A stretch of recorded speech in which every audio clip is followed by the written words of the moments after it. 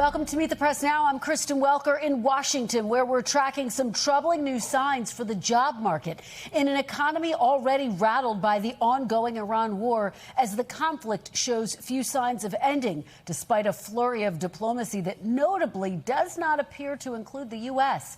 All of it a sharp reality check for President Trump, who has sought to sell a more positive spin on the issues tied to the economy and affordability with the midterms fast approaching. The U.S. lost 23,000 jobs last month. Economists were expecting this report would show a gain in jobs. Unemployment ticked down slightly to 4.1%, in part driven by more people giving up on looking for work. In a statement, the White House reacting to the report, saying, quote, "The Trump industrial resurgence is on schedule. It's part of a larger trend of volatility in the labor market in President Trump's second term, with the U.S. shedding jobs in 6 of the last 14 months, a pattern not seen since the Great Recession. It also comes as the Iran war has driven up energy prices at home. Prices at the pump are still more than $1 higher than before the war, although they've come down off their recent highs. Amid the economic turbulence, President Trump said earlier this week he deserves the highest grade possible on the issue. We're doing an unbelievable job. Costs are coming way down. I inherited, they talk about costs. I inherited very, very high costs, and they're all coming down now. The food, the groceries, it's all coming down. We've done a great job. I think we should be given an A+ on the economy, but I think that's coming. Americans, however, largely disagree. More than 2/3 give the economy a poor rating, and they give the president low marks for his handling of issues surrounding the economy. The president has also struggled to convince Americans the war against Iran has been a success. Nearly 2/3 of Americans say the war is not worth fighting, and 60% disapprove of President Trump's handling of it. The gap between public sentiment and the president's posture on both the war and the economy has some Republicans worried ahead of the midterms. The president addressed some of those concerns in a new interview with Punchbowl. Your critics on the Hill, Republicans, say privately, you don't really care about Congress. You don't care about losing the majority. You'll do your thing either way. You're president. You could do executive orders. Not right. Is that not right? Yeah, it's not right. I'd love to win. We're going to fight hard. We raised a lot of money. I raised a lot of money for just this purpose. I'm going to spend it I'm going to help Republicans. And so when you say I don't care. No, I didn't say that. I said some people say that. Yeah, look, I could do a lot easier. I said to somebody, wait a minute, you don't understand. I won. I'm not campaigning. Now, that's the other thing. I get a tremendous vote. I have records in many of the states, the most votes ever in Texas and Florida and many, many states, Alabama. The question is, will they vote? Because a lot of them are very angry at Republicans, to be honest with you. Why is that? I don't know. They're angry at Republicans, but they're not angry at me. Why? They're not angry at me, but they are angry at Republicans. Joining me now is NBC News senior White House correspondent Gabe Gutierrez, NBC News business and data correspondent Brian Cheung, and NBC News chief international correspondent Keir Simmons. Gabe, let me start with you at the White House. These latest jobs numbers clashing with the president's rhetoric about the economy. Take me inside your conversations with sources in the administration. What are they saying about this latest report and how it relates to the midterms? Well, Kristen, I thought it was very interesting, the soundbite you just played there from the Punchbowl interview with the president saying that some people are upset at Republicans, but they're not upset with me. And that appears to be his thinking on this, that since he's not technically on the ballot during this midterm election, it's not really his fault. Well, that remains to be seen. You showed those poll numbers. A lot of voters very concerned about his handling of the economy. But what we're hearing from the White House today, they're really downplaying these jobs numbers. We heard from Kevin Hassett, the director of the National Economic Council, earlier today, calling these latest numbers noisy and touting what the administration sees as its economic victories, that manufacturing jobs are seeing an uptick. Although, as you pointed out, the jobs numbers are far worse than expected. The unemployment rate also ticking down, although, as you point out, that analysts say that's due in part to fewer people looking for work. Now, the White House, again, trying to make the argument that things will get better, that gas prices will come down once the war in Iran is over, but there are real questions about where that moves forward. But again, White House officials trying to sound optimistic. They say that, yes, the president is trying to head out and get his message across, that he went to Las Vegas this week. But what he has been doing, rather than talking up his accomplishments so much, he has found that he is blaming Democrats heading into this midterms in the absence of touting his own economic accomplishments. He's trying to paint Democrats and their candidates as communists, a message that he feels will do very well over the coming months, Kristen. Gabe, as you well know, what is looming over all of this is the war with Iran. I want to read something that Iran's top negotiator posted today on social media. He wrote, "Massive attack coming. Wait, never mind. They want to negotiate. That's theater diplomacy on loop." What has the reaction been inside the White House? And is there a sense amongst the president's allies that he needs to have a clearer strategy, or at least lay out a clearer strategy for the American people?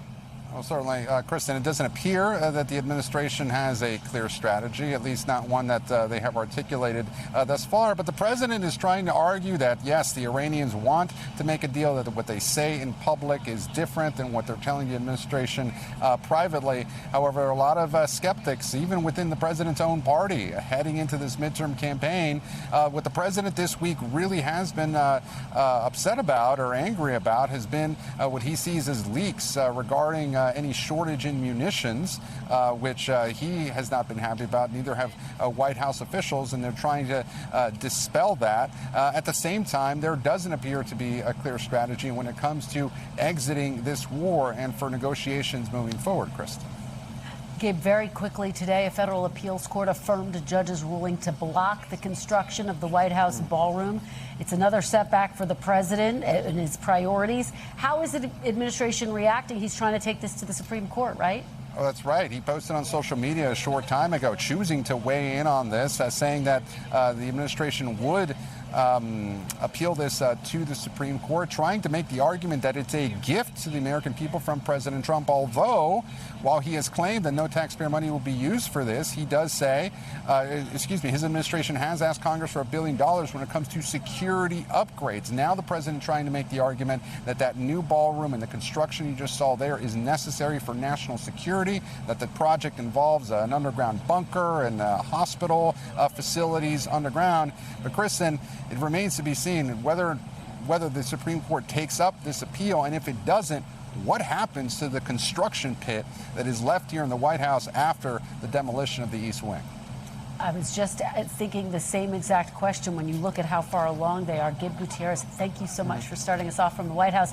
Brian Cheung, let me turn to you. Let's look at these latest jobs numbers. What does it say about the labor market? Even economists were caught off guard, right? Yeah, Kristen, this tells us that the labor market is not chugging at the quite firepower that we had been seeing in earlier parts of the year. You could see 23,000 jobs. That's how many we lost in the month of July. You would have to go back to February to go back to a month where we saw a contraction in the amount of people on non-farm payrolls, according to the government. Again, we were expecting 83,000 jobs to be added to the economy during this month. So this was a huge miss and a noticeable step down. It's almost like a line since March of the amount of jobs that we've been adding per month. Now, when you take a look at the unemployment rate, it did tick down to 4.1% from 4.2%, but not necessarily for good reasons. That's because there were fewer people looking for work, which means the numerator in that fraction got, it changed. And for that reason, the unemployment rate did tick down. But you want more people looking for work, not the opposite. As far as the changes by industry, it's no surprise that with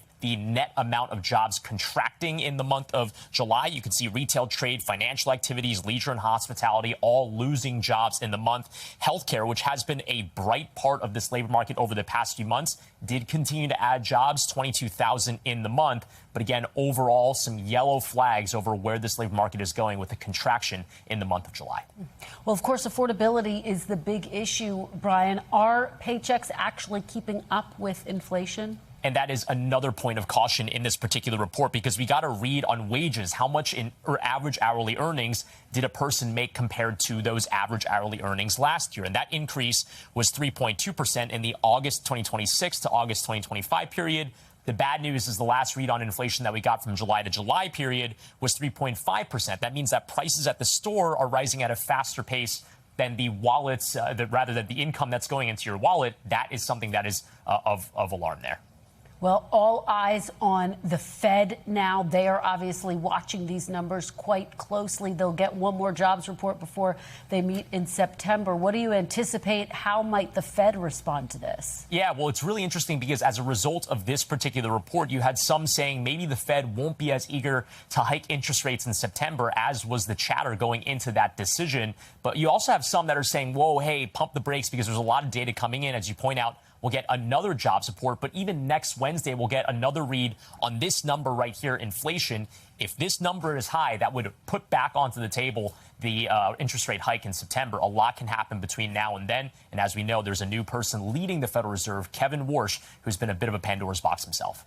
Yeah. All right. Kevin Hassett saying that the president had been in contact with Kevin Warsh. All right. Brian Cheung, thank you so very much for breaking down all the numbers for us. Keir Simmons, let me turn to you in Doha, watching all of this very closely.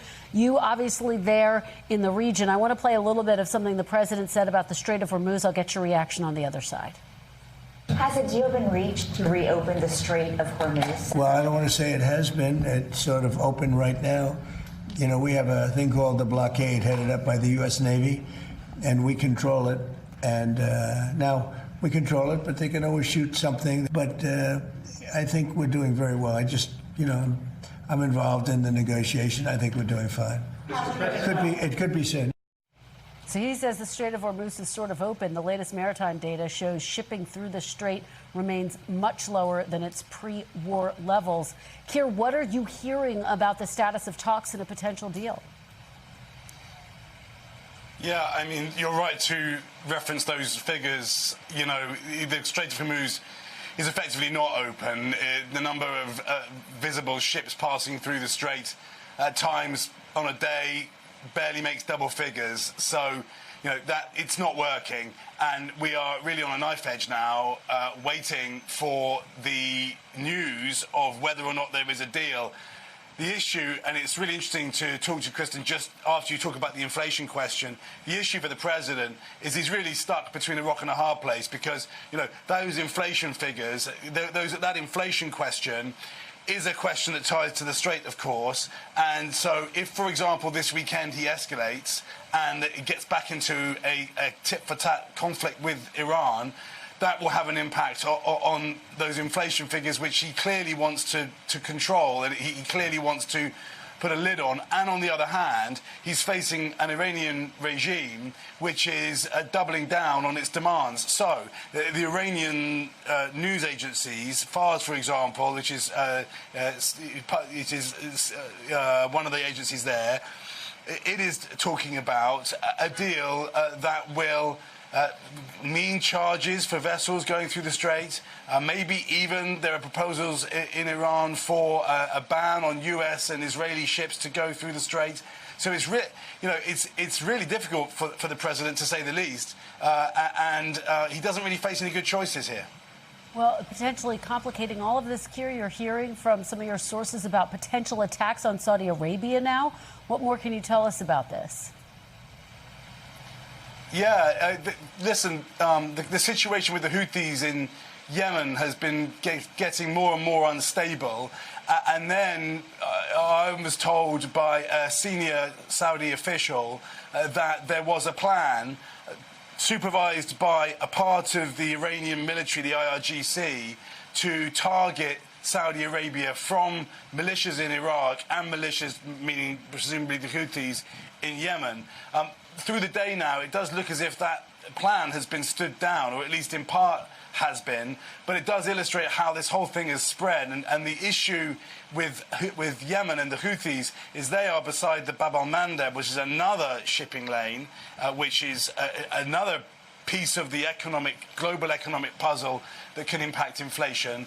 And that challenge that isn't going away, whether or not that particular threat that I was told about has reduced potentially through the day-to-day, possibly because of the news that we and others published earlier today. All right. Well, great reporting, Keir, and I know you'll continue to track it. Thank you so much for joining us from Doha. Please continue to stay safe there. We thank you for watching. And remember, stay updated on breaking news and top stories on the NBC News app or watch live on our YouTube channel.